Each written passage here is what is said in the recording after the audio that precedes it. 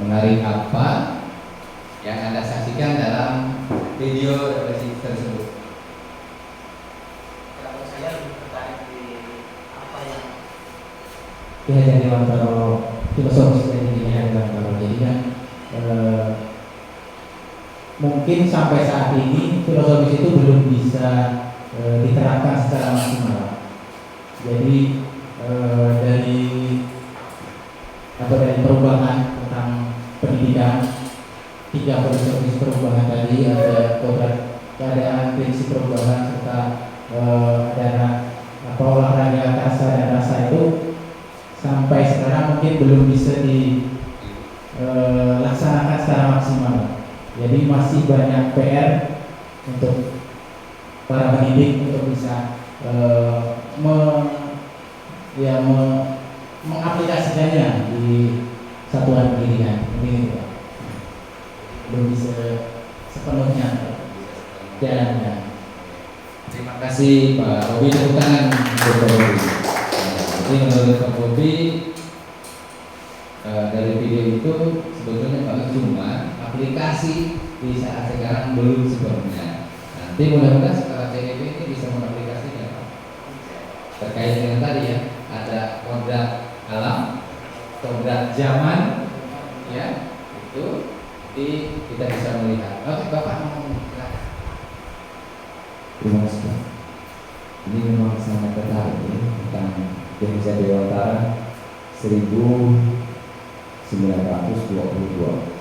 Tapi baru diterkupas di 2022 ya, yang dimulai dulu penggerak. Alhamdulillah Indonesia sudah mulai kembali, walaupun itu kita hitung orang zaman dulu Pak. Orang purba atau orang prasejarah dan menghasilkan itu. Tapi tiba-tiba gitu dalam topik tema yang dibawakan oleh CGT tentang Hajar Dewantara, saya selalu tentang beliau. Ngaku tiba-tiba tahun 2022 sampai 2024 ini baru muncul gitu Pak. Kemana sejarah-sejarah sejak dulunya yang salah. Terima kasih Pak Arianto, tepuk tangan Pak Arianto. Baik, ya betul Pak. Jadi pendidikan filosofis di Hajar Dewantara ini baru-baru. Dulu kita itu filosofisnya di luar negeri saja. Pendidikannya ya, pendidikan ala-ala, makanya nggak cocok, nggak sesuai dengan kodrat alam dan kodrat kita sebagai orang Indonesia. Kata orang Belanda tadi, orang Indonesia itu boros karena dibanjarkan oleh alam. Kalau orang Belanda kan cenderung pelit, dia berhemat. Karena 4 musim loh, mereka berhemat.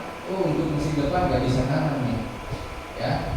Mereka disimpan. Kalau kita karena tiap musim rata-rata bisa, itu cenderung boros. Itu yang saya dapatkan tadi.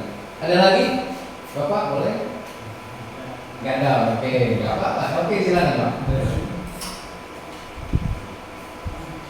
Mungkin sedikit Pak tambahan. Jadi kalau kita lihat video tadi itu, memang Hajar Dewantara ini menekankan pada kata-kata kearifan lokal, kata-kata. Jadi budaya itu memang tidak bisa dibenturkan. Jadi budaya itu bisa menyaring. Karena kalau kita lihat sekarang implementasi itu luar biasa Pak. Di medsos dan sebagainya itu budaya kearifan kita itu udah melenceng Pak. Jadi ada tontonan kalau ada waktu cerita itu Pak. Jadi kalau ini kan salah Pak, sopan, santun dan sebagainya.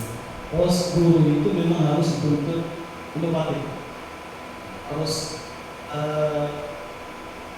Terus berubah Pak. Jadi karena memang dituntut dengan perubahan zaman, jadi guru itu harus dituntut dan sedemikian rupa sebagaimana yang memang dicirikan oleh Hajar Dewantara. Terima kasih, tepuk tangan dong. Baik, terima kasih Bapak. Selanjutnya, apa saja kata kunci yang Anda dapatkan dari video tersebut? Apa kata kuncinya? Boleh dari Ibu. Saya sangat tertarik sekali dengan kalimat-kalimat terakhir yang mengatakan bahwa guru itu murid menghambat pada murid ya. Dalam arti kata kita memperoleh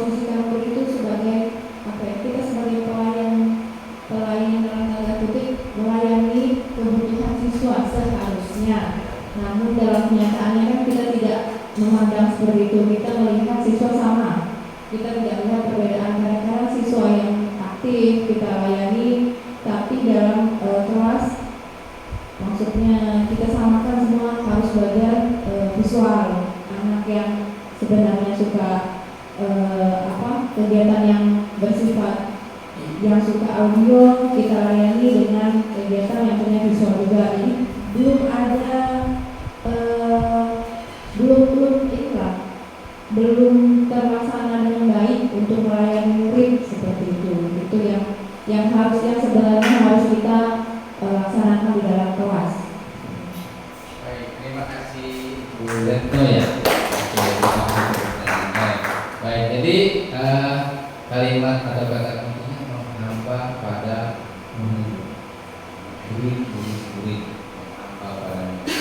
Baik Bapak Ibu, terima kasih semuanya sudah memberikan pendapat. Izin menyampaikan rangkumannya. Pendidikan menurut Ki Hajar Dewantara betul harus berpusat pada murid. Ya. Segala aksi rencana kita sebagai guru dalam mendidik, kita tempatkan murid sebagai yang paling utama. Ya. Kita tuntun murid untuk tumbuh dan tentunya tumbuh sebagai versi terbaik dari diri mereka.